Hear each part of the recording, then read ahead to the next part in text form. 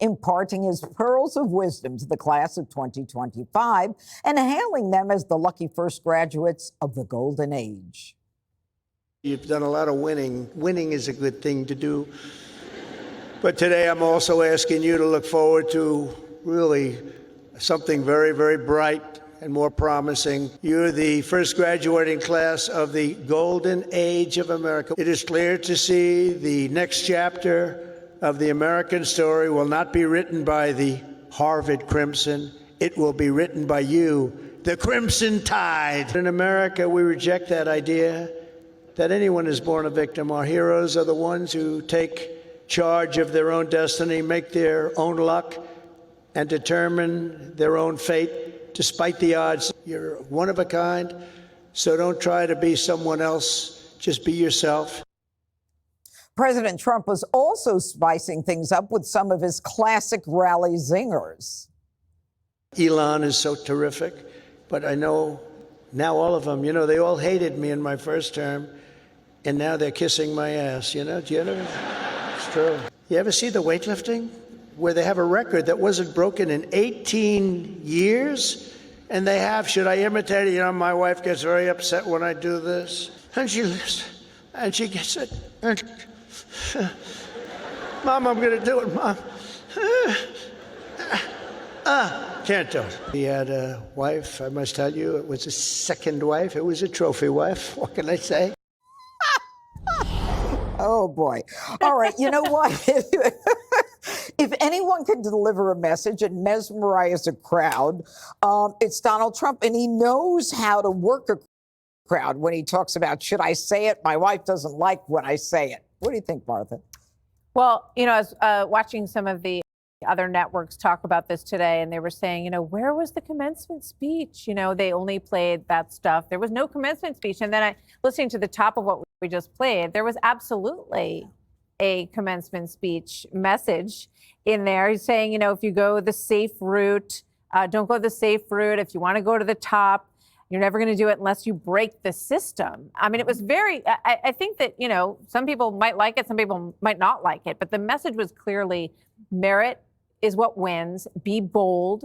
Don't sit back. Be part of this next generation. We reject the idea that anyone is born a victim. Our heroes are the ones who take charge of their own destiny, make their own luck, determine their own fate despite the odds. And then he encouraged them to build things. Don't just build a portfolio. Go out there and build buildings, build manufacturing sites. And so I think the message was very clear. I also think that you look at the message about the Ivy League, and the next leaders are not going to come from Harvard, from the Harvard Crimson. They're going to come from the Crimson Tide. We see this. We see people across the country disappointed with the Ivy League universities. People who went there disappointed by them. So they're looking for these other schools, and they're seeing that you can get a great education and that you can do something bold going to these other schools. I think it's a very weak moment for Harvard and the others. And there's a lot of alumni who are not going to send them money anymore. And Trump's trying to break them. Yeah, for sure. I thought there was a lot of commencement inspiration in there if you looked for it. The president's speech, Jesse, was very optimistic. It was very promising. He talked about these young graduates being the greatest generation of America. But I want you to listen to this sound of Joe Biden's last commencement speech. Well, that's my commitment to you, to show you democracy, democracy, democracy is still the way. If black men are being killed in the street, we bear witness. For me, that means to call out the poison of white supremacy, to root out systemic racism.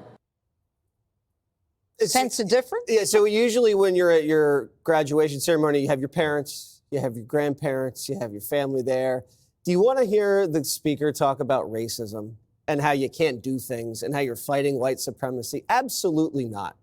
When I graduated by the skin of my teeth, because I was checking to see if there was actually a diploma in there, we had Joe Lieberman as my speaker. Yeah. Not as charismatic, but the message was good. Solid. And it was a similar message to Donald Trump. And you're right, Martha. For me, I took away it was about competition. And he mentioned the fact that Barack Obama, Hussein Obama, told him at the Correspondence Center, Donald Trump's never going to be president.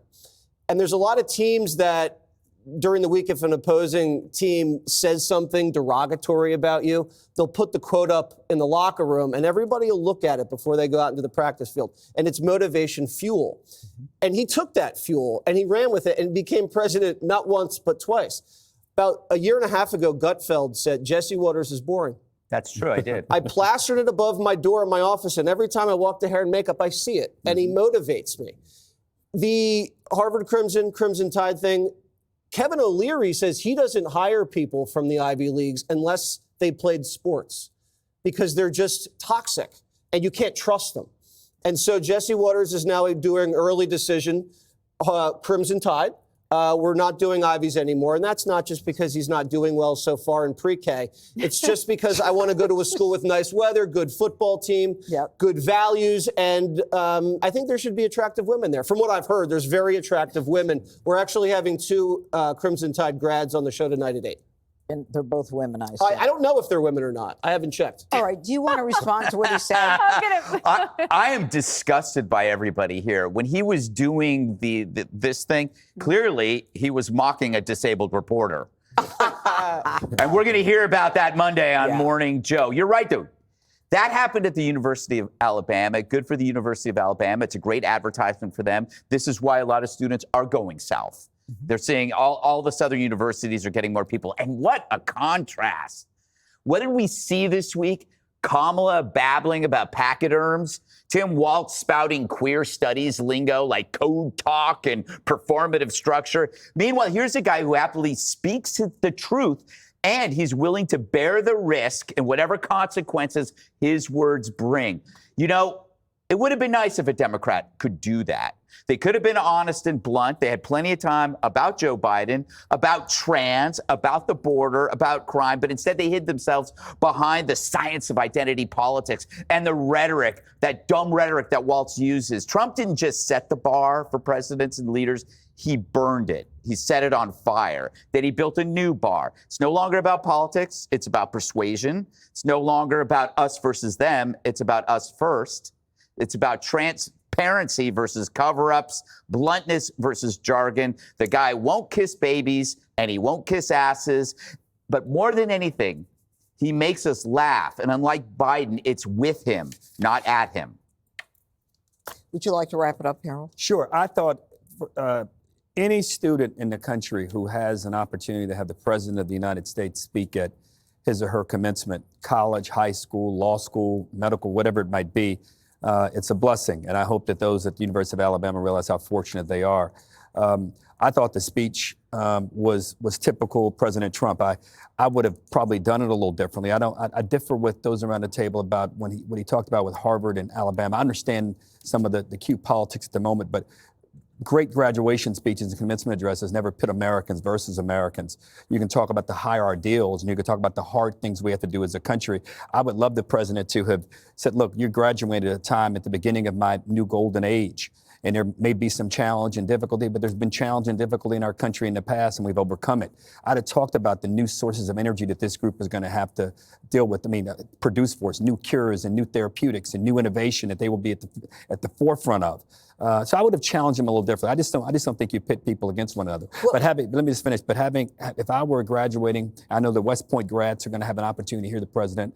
That's something you would always want and always treasure, knowing that he was your commencement speaker. So when Biden pit Americans against Americans, you didn't like that either. Judge, I'm consistent. I call balls and strikes. I don't. Yes. I didn't and I don't now. Thank you. Ahead, Elon Musk and the Doge Boys will blow your mind with the billions of wasteful crap they've exposed. Jesse has the scoop.